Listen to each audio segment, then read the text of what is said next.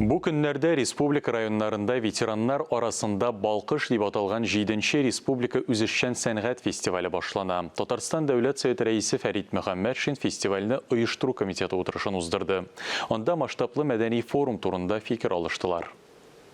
Быел фестиваль Республика ветераннар советының 35 еллыгына багышлана. 6 ел эчендә сәхнәдә 100 меңгә якын ветеран чыгыш ясаган.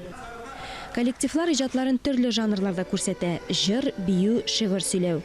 Ноябрь ахырына кадәр сайлап алу этаплары уза. Март аенда Татарстанның 7 шәһәр һәм районында зона ярышлары планлаштырылган.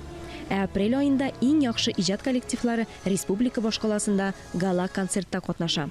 Балкыш фестивале жюриен Россияның һәм Татарстанның атказанган мәдәният хезмәткәре, Татарстан дәүләт телерадио компаниясе радио тапшырулар хезмәте җитәкчесе Тәүфыйк Сәгыйтов җитәкли. Фәрит Мөхәммәтшин сүзләренә караганда, ветераннар хәрәкәтен популярлаштыруда элеккечә үк масса күләм мәгълүмат чаралары зур роль уйный. Ә фестиваль үзе мөһим социаль әһәмияткә ия.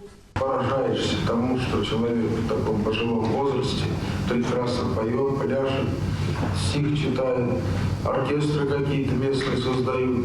Это нас объединяет всех.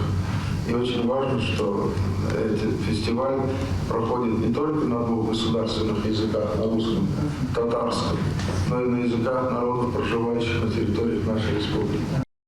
Алия Галиуллина, Дмитрий Второв, Никита Граханцев, Татарстан яңалыклары.